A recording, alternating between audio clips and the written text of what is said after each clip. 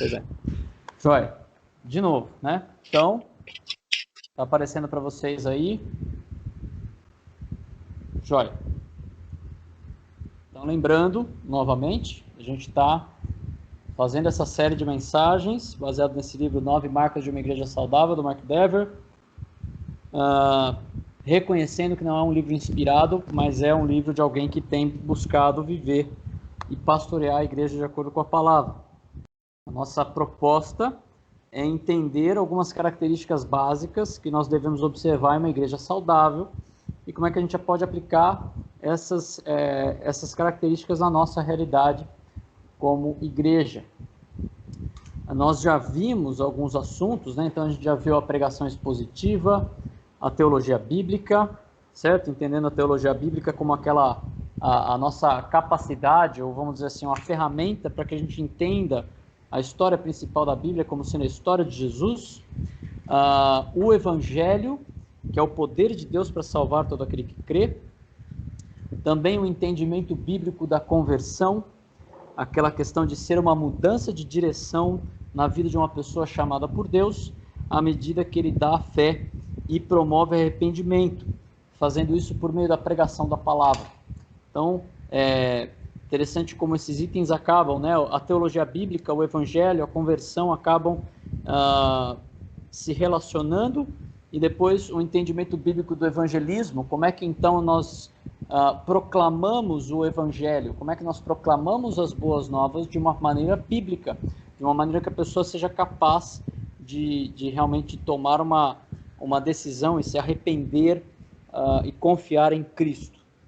Depois nós vimos o entendimento bíblico da membresia. Nós vimos 10 motivos bíblicos, e não são todos, para que nós sejamos membros de uma igreja, para que nós entendamos isso como algo que é bíblico, tá bom? Vimos também algumas objeções que as pessoas têm para isso e respondendo cada uma delas biblicamente. E hoje nós vamos ver a disciplina bíblica na igreja, tá bom? Como é que a gente poderia definir o que é disciplina na igreja? Para a gente começar, né? Primeiro, a disciplina na igreja é um processo progressivo para lidar com uma ofensa cujo objetivo é levar ao arrependimento e restauração, à obediência e relacionamento com o corpo. Então, qual que é o nosso objetivo num processo de disciplina? Geralmente a gente ouve esse negócio, fala, nossa, você está em disciplina, tal. A gente tem que entender que esse processo é um processo, primeiro, ele é progressivo, ele não começa do ponto assim, ó, ele não começa do ponto de vou excluir essa pessoa da igreja, ele não começa daí, né? A outra coisa que a gente precisa entender é que ele é um processo para lidar com uma ofensa, ele é um processo para lidar com um pecado, né? Uma outra forma de falar isso. E o objetivo é sempre levar ao arrependimento. O objetivo não é tirar a pessoa do rol de membros, o objetivo não é expulsar a pessoa, o objetivo é promover arrependimento e restauração. Restaurar o quê? Restaurar a obediência e o relacionamento com o corpo, porque o pecado ele quebra essas coisas, certo? Uma vez que existe um pecado, não existe obediência. E uma vez que existe pecado, o relacionamento está quebrado. Então, nosso objetivo é justamente restaurar essas coisas através desse processo. E a gente pode se perguntar assim, será que esse negócio funciona? Né? Eu gostaria que a gente visse um exemplo bem sucedido que a Bíblia nos apresenta lá em 1 Coríntios, 1 Coríntios capítulo 5, é onde nós vemos um exemplo bem sucedido de disciplina bíblica na igreja. Então, olha o que diz o texto ali. Eu estou projetando para vocês os versículos 3 a 5, que é o que eu creio que é o chave que eu quero demonstrar, tá bom? Mas eu quero ler os versículos de 1 a 11. Vamos lá. Paulo falando com Corinto aqui, né? Por toda parte se ouve que há imoralidade entre vocês. Imoralidade que não ocorre nem entre os pagãos, a ponto de um de vocês possuir a mulher de seu pai. E vocês estão orgulhosos. Não deviam, porém, estar cheios de tristeza e expulsar da comunhão aquele que fez isso? Aí veja agora a partir do versículo 3.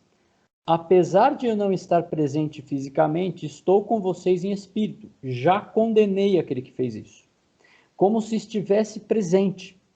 Quando vocês estiverem reunidos em nome do nosso Senhor Jesus, estando com vocês em espírito, estando presente também o poder do nosso Senhor Jesus, entreguem esse homem a Satanás para que o corpo seja destruído e seu espírito seja salvo no dia do Senhor. E ele continua, o orgulho de vocês não é bom. Vocês não sabem que um pouco de fermento faz toda a massa ficar fermentada? Ou seja, um pouco de pecado ali vai afetar todo o corpo. Livrem-se do fermento velho para que sejam massa nova e sem fermento, como realmente são. Pois Cristo, nosso Cordeiro Pascal, foi sacrificado. Por isso, celebremos a festa não com o fermento velho, nem com o fermento da maldade e da perversidade, mas com pães sem fermento, os pães da sinceridade e da verdade. Já disse por carta que vocês não devem se associar com pessoas imorais.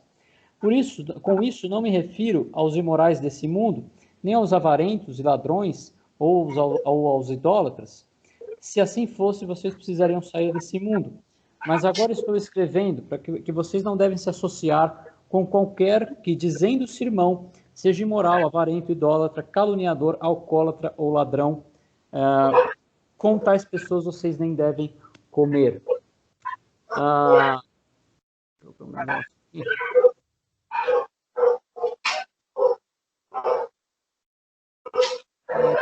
Tem um áudio aberto aí.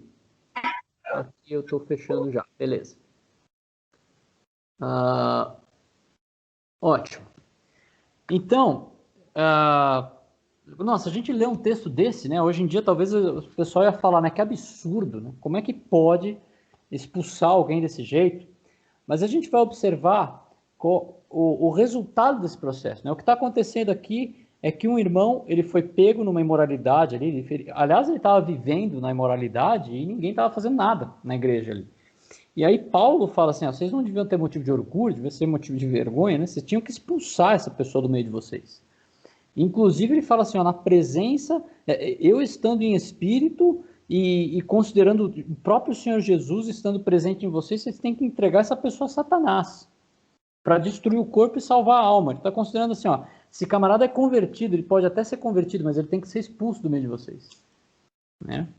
E tem que, inclusive, enfrentar o risco até de morte, pelo que ele está colocando aqui, né? E aí ele fala para expulsar, ele fala que o orgulho deles não era bom, um pouco de fermento leveda toda a massa, né? Deixa toda a massa fermentada. Então, essa questão do fermento na Bíblia, ela se refere normalmente ao pecado, né? Ele faz até aquela referência aos pães asmos, os pães sem fermento. Enfim, ele demonstra aqui uma rigidez, uma severidade muito grande que a igreja deveria tratar essa pessoa. E a gente pode ficar pensando assim, caramba, e é assim que funciona, né? Eu queria que a gente fosse agora para 2 Coríntios 2, de 5 a 11.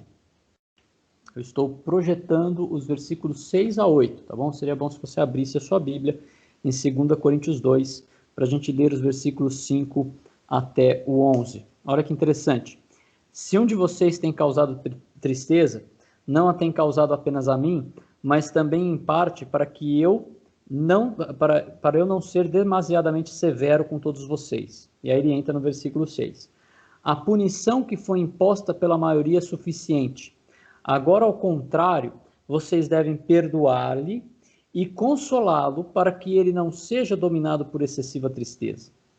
Portanto, eu recomendo que reafirmem o amor que têm por ele. Eu escrevi com o propósito de saber se vocês seriam aprovados, isso é, se seriam obedientes em tudo. Se vocês perdoam alguém, eu também perdoo. E aquilo que perdoei, se é que havia alguma coisa para perdoar, perdoei na presença de Cristo, por amor a vocês, a fim de que Satanás não tivesse vantagem sobre nós, pois não ignoramos suas intenções. Olha que interessante, né? Aqui a gente vê, né? Aqui a gente entende esse texto como um texto em que Paulo está dando uma resposta para aquele processo daquele homem de 1 Coríntios. Está falando assim, ó, a punição imposta foi suficiente, agora vocês têm que reafirmar, você tem que perdoar e consolar esse camarada, para não ficar triste. Porque é verdade que muitas vezes que a gente entende o nosso pecado, a gente fica triste, né? Um dos processos do arrependimento passa pela tristeza. Não uma tristeza assim, tadinho de mim, né? Mas uma tristeza pelo pecado em si, uma tristeza pelo que você fez. E aí ele fala assim, ó, reafirmem o amor que vocês têm por ele. Restaure, né? Restabeleça o relacionamento. E aí ele fala que assim como ele estaria presente, mesmo sem estar presente, estaria em espírito para puni-lo, fala assim, ó, se vocês perdoarem, eu perdoo também. É interessante, então, a restauração completa daquele homem que estava em pecado, passou por um processo de disciplina e agora ele está restaurado ao relacionamento com o corpo. Então aqui a gente reafirma, né, que a intenção do processo de disciplina nunca é destruir uma pessoa, mas sim demonstrar ou demonstrar ódio ou coisa parecida. A intenção do processo de disciplina é levar ao arrependimento e restauração à obediência e relacionamento com o corpo. Ok? Agora, como é que a gente pode evitar processos de disciplina? E aqui eu queria ler um trecho do livro do Dever que eu achei muito interessante. Olha só, vou ler para vocês, estou projetando aí. Uma publicação dizia que para fazermos nossas igrejas crescerem novamente, olha a frase que usaram, precisávamos abrir a porta da frente e fechar a porta dos fundos. O autor estava dizendo que precisávamos abrir as portas no sentido de tentar fazer a nossa igreja mais acessível, ajudando as pessoas a entenderem o que estávamos fazendo. E então o escritor disse que precisamos fechar as portas de trás, ou seja, tornar mais difícil a saída das pessoas de nossas igrejas, descuidadas e indisciplinadas. Essa é uma crítica válida para muitas de nossas igrejas. Mas tenho de dizer que, depois de pensar sobre isso, não creio que nenhum desses são os problemas críticos que enfrentamos em nossas igrejas. Aquilo que realmente precisamos fazer é fechar as portas da frente e fechar as portas do fundo. Se desejamos ver as nossas igrejas crescendo, temos de tornar mais difícil o ser membro da igreja e nos tornar melhores no excluir pessoas. Precisamos ser capazes de mostrar que há uma distinção entre a igreja e o mundo. E isso é o que significa ser um cristão. Então, o que ele está propondo aqui para que a gente evite processo de disciplina? Dificultar a entrada de pessoas na igreja. Aí parece que é meio contraditório. A gente nós queremos promover a ideia de um compromisso com Cristo, um compromisso com a igreja, mas nós queremos dificultar esse compromisso. Sim, porque a gente não quer que qualquer um venha ter um compromisso ou fale ter um compromisso e depois se torne um exemplo de disciplina, ou um caso de disciplina. O que acontece, e aconteceu várias vezes nesses 5 anos ou 4 anos e meio de ministério na IBV, várias pessoas se aproximaram da nossa igreja e eu dificultei a entrada delas, para ser bem honesto, tá bom? Pessoas que queriam entrar e queriam oferecer ajuda, queriam servir com muita vontade, e eu não duvido que elas tinham vontade, mas quando você colocava pequenos passos, pequenos obstáculos para que aquela pessoa se tornasse membro, tivesse um compromisso com o corpo e pudesse servir, inclusive um desses obstáculos que eu colocava era justamente se tornar membro, várias pessoas, infelizmente, se afastaram da igreja depois disso, tá bom? Será que todas elas iam virar caso de disciplina? Eu creio que não, eu espero que não. Mas, fato é que é uma maneira da gente proteger o nosso corpo local, dificultar a entrada de pessoas, né, que vêm demonstrando boas intenções, às vezes têm boas intenções mesmo, mas não querem tomar passos para ter justamente esse compromisso com o corpo e para demonstrar a disposição de ter esse compromisso, tá bom? Bom, outra pergunta que a gente pode ter nesse sentido é como, então, proceder na disciplina? Como é que funciona um processo de disciplina na igreja? E aí eu vou usar o texto-chave desse assunto, que eu creio que era Jesus já ali treinando os seus discípulos para quando acontecesse isso, lá em Mateus 18, versículos 15 a 20. Diz o seguinte o texto: se o seu irmão pecar contra você, vá e, a sós com ele, mostre-lhe o erro. Se ele o ouvir, você ganhou o seu irmão. Mas se ele não o ouvir, leve consigo mais um ou dois outros, de modo que qualquer acusação seja confirmada pelo depoimento de 2 ou 3 testemunhas. Se ele se recusar... Alcança ali, por favor. Se ele se recusar a ouvi-los, conte à igreja. E se ele se recusar a ouvir também a igreja, trate-o como pagão ou publicano. Digo a verdade, tudo que vocês ligarem na terra terá sido ligado no céu, tudo que vocês desligarem na terra terá sido desligado nos céus. E também digo que, se 2 de vocês concordarem na terra em qualquer assunto sobre o qual pedirem, isso será feito a vocês por meu Pai que está no céu, pois onde se reunirem 2 ou 3 em meu nome, ali estou com eles. É aqui, ó.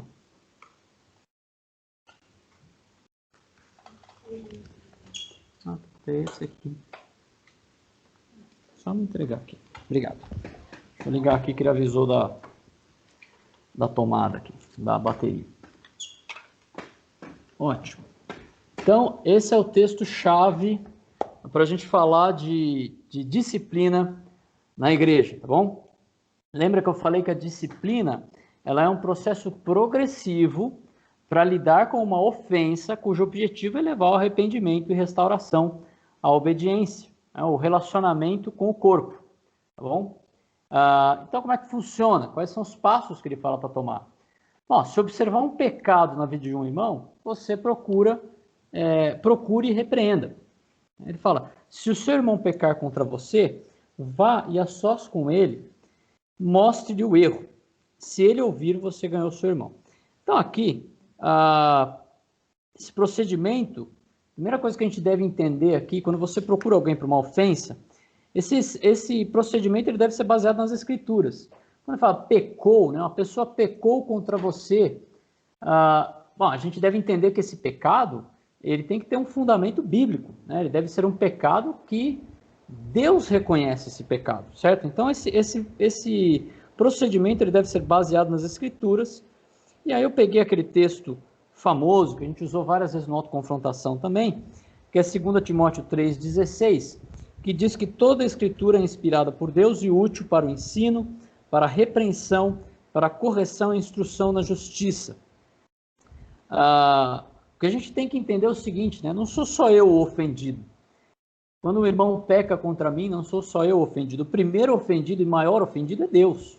Deus se ofende com o pecado.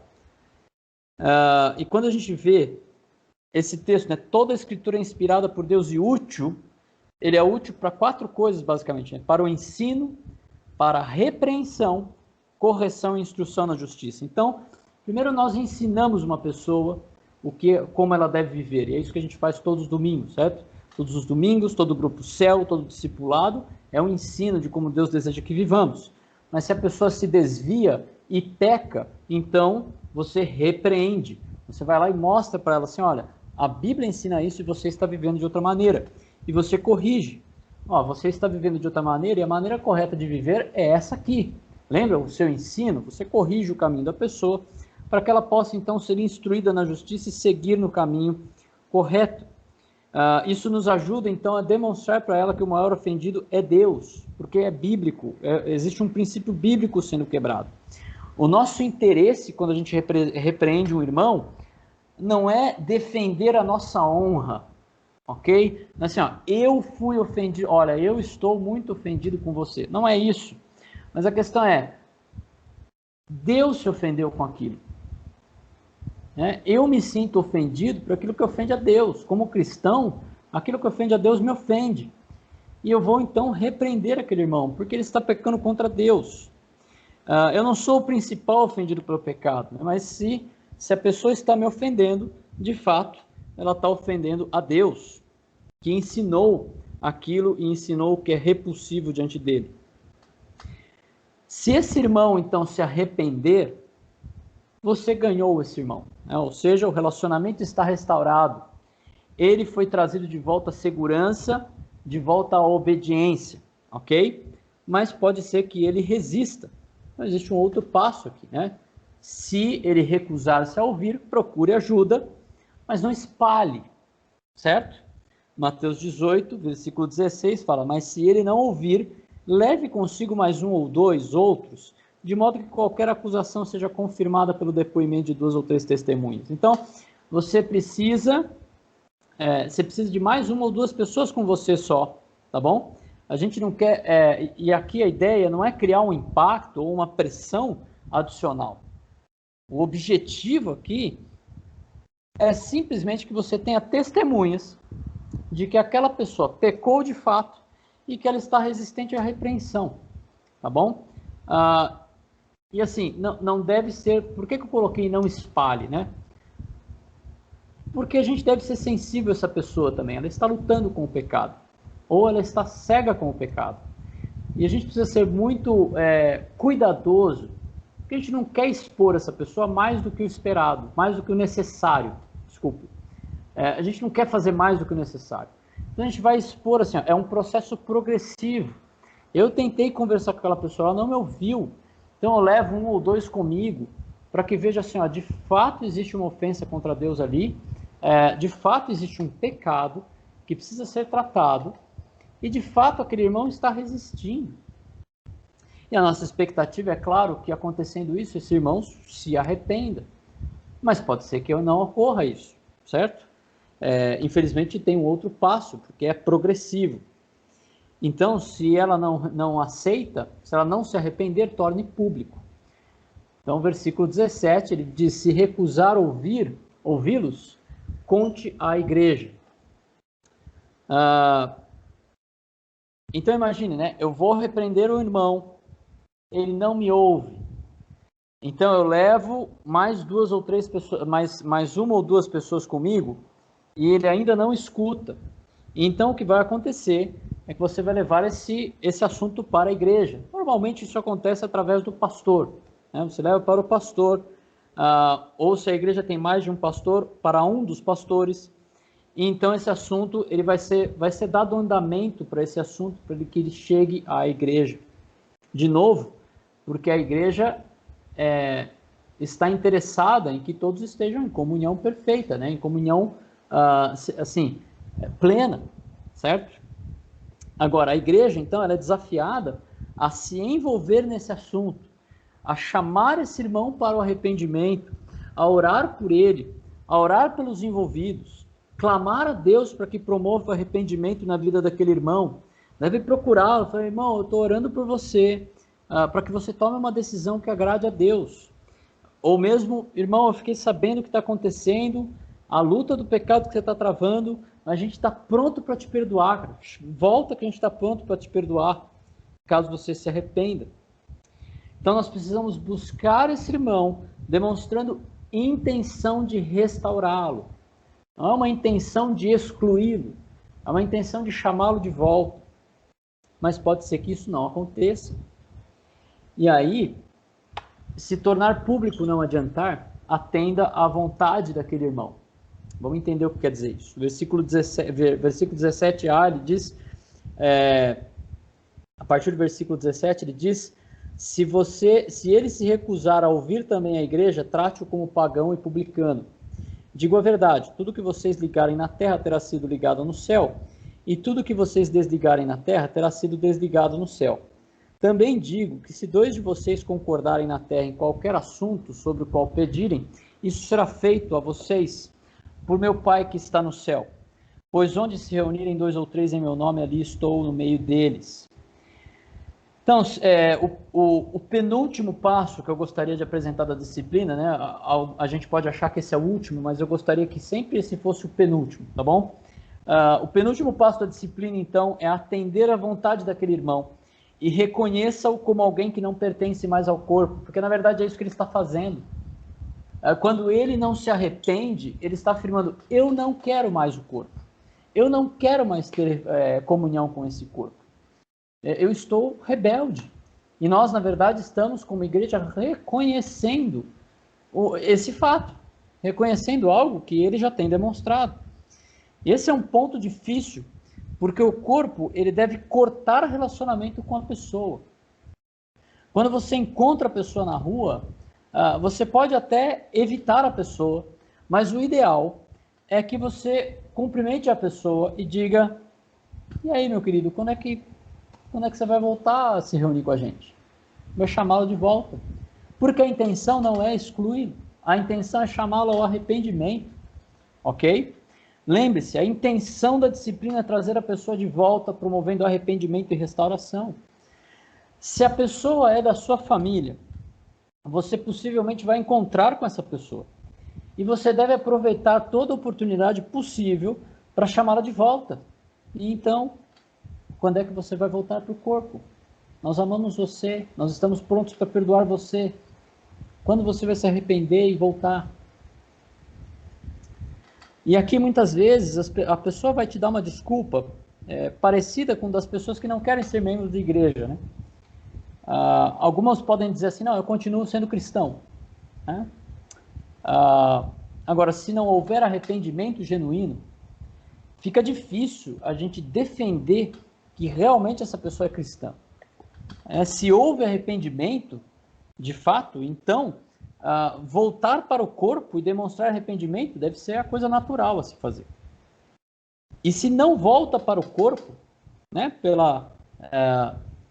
se não volta para o corpo pelo amor à noiva de Cristo, a ponto de restaurar o relacionamento, fica difícil acreditar que essa pessoa ama o noivo, né? Se ela não ama a noiva de Cristo, é difícil acreditar que ela ama o noivo.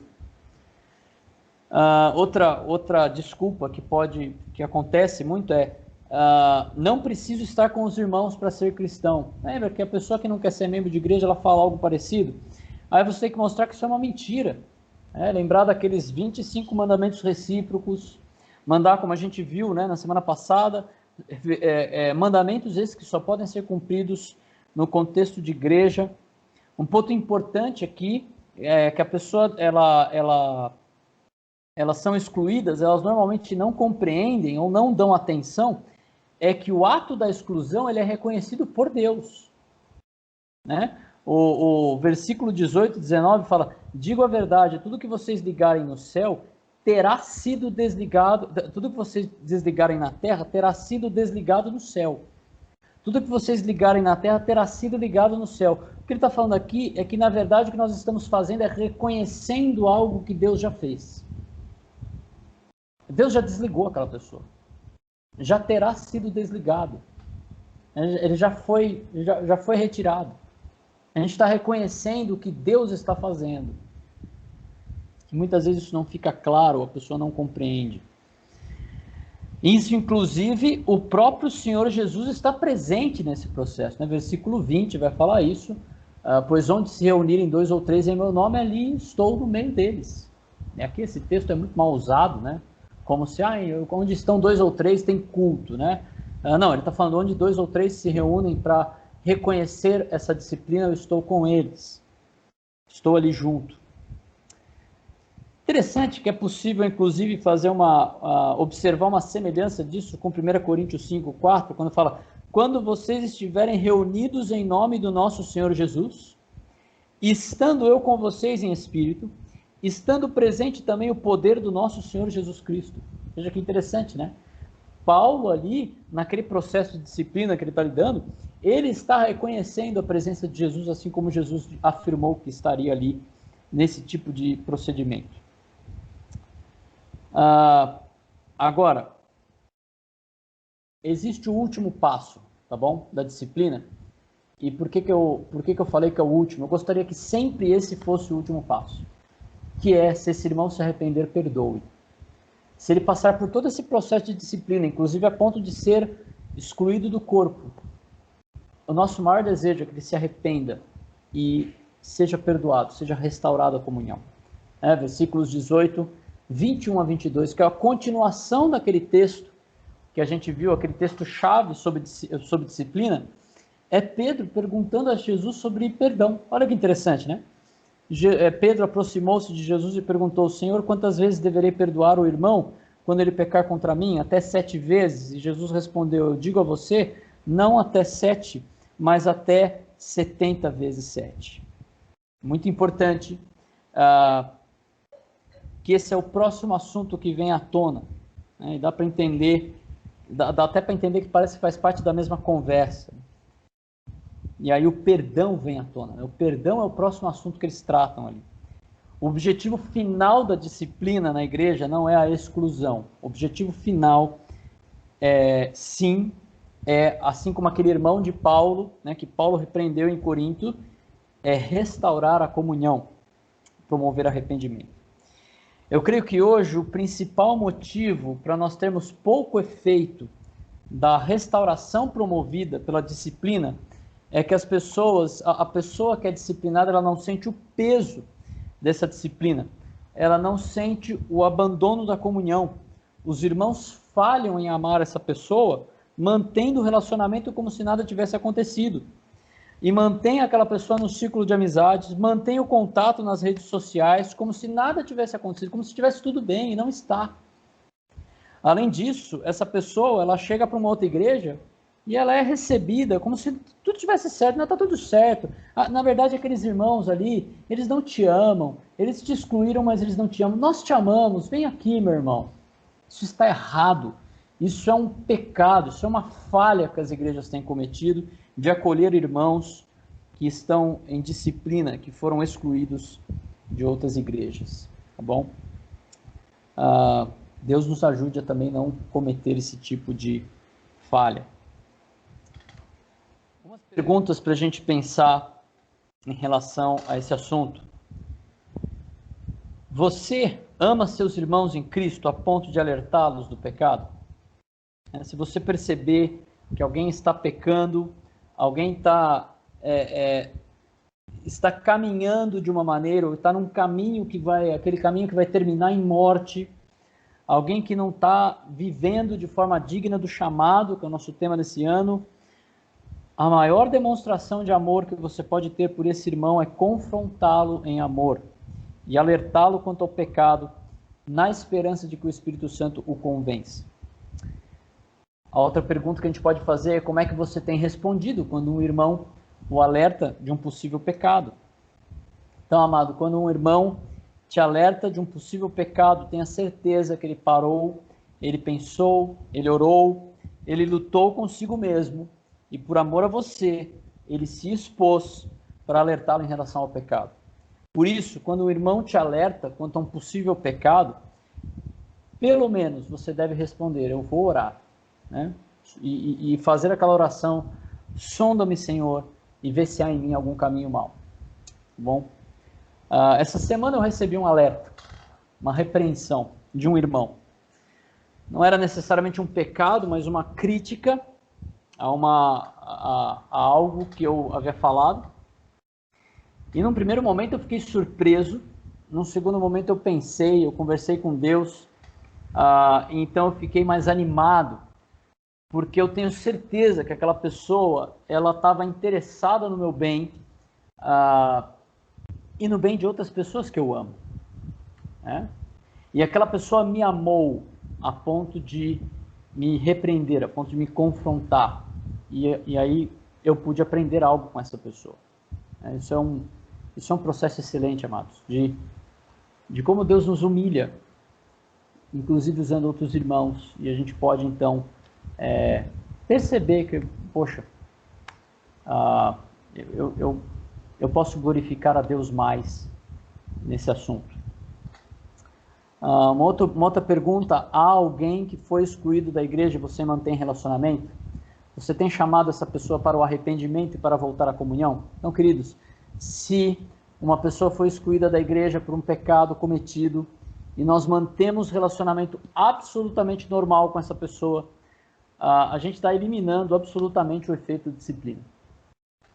A gente está eliminando o efeito da disciplina. A gente corre o risco de não estar agindo como Deus espera que nós hajamos em relação a uma situação como essa. Agora, se você aproveitar as oportunidades que você tem de mostrar para essa pessoa a necessidade que ela tem de Cristo, a importância do relacionamento com o corpo, incentivar ela ao retorno e restauração do relacionamento, aí sim, né? Quem sabe o Senhor vai poder usar esse processo para chamar aquela pessoa de volta à comunhão e a gente vai poder glorificar a Deus juntos, inclusive junto com essa pessoa que se arrependeu. Uma outra pergunta é: há pecados não tratados na sua vida que possam vir à tona e se tornar pecados, um caso de disciplina? Por que não tratar esse pecado antes que isso aconteça? Queridos, todos nós temos lutas contra o pecado. Bom, todos nós temos pecados que Deus deseja tratar. Então, amado, procure ajuda urgentemente. Bom, lembre-se, não sobreveio tentação que não fosse humana, não fosse comum aos homens. Todos nós lutamos. Se você também se humilhar e tratar o seu pecado, você vai estar, e aí você vai estar falando com alguém que também está em luta, que também está humilhado pelo pecado, né? Se humilhe diante dessa pessoa, confesse a ela o seu pecado. A Bíblia fala: confesse o pecado uns aos outros. E talvez você vai poder encontrar ali, pela graça de Deus, uma pessoa que também está sendo humilhada pelo pecado e que também precisa de ajuda, né? Vocês vão poder se ajudar mutuamente para lutar contra o pecado, prestando conta um ao outro e ajudando um ao outro biblicamente. Como Deus é bom de ter criado um sistema onde um pecador pode ajudar outro pecador com a sua própria luta, né? Um ao outro ajudar com a sua própria luta. Queria orar para a gente encerrar esse tempo. Senhor, obrigado por esse dia, obrigado pela tua palavra, obrigado por esse plano, Deus, que o Senhor tem para nos resgatar, né? Nos resgatar de nós mesmos. Eu oro, Deus, eu oro para aqueles que precisam de arrependimento, Deus, precisam voltar à comunhão com o corpo. E eu oro para aqueles que lidam com essas pessoas, que se encontram com essas pessoas. O Senhor nos dê graça, misericórdia, nos dê compaixão para poder chamar essas pessoas de volta à comunhão, ao arrependimento, e a gente possa ver o seu nome glorificado em pessoas que se arrependem e restauram relacionamentos. Eu oro para que o Senhor nos ajude também, nos dê sabedoria e graça como IBV, para lidarmos no nosso corpo local com possíveis casos de disciplina, sempre com o objetivo de restaurar a comunhão, sempre com o objetivo de restaurar aquela vida, sempre com o objetivo de promover arrependimento e um retorno à obediência e relacionamento. Nós cremos que o Senhor pode nos capacitar para isso e que o Senhor promove essas coisas. É o que eu oro em nome do Filho Jesus. Amém.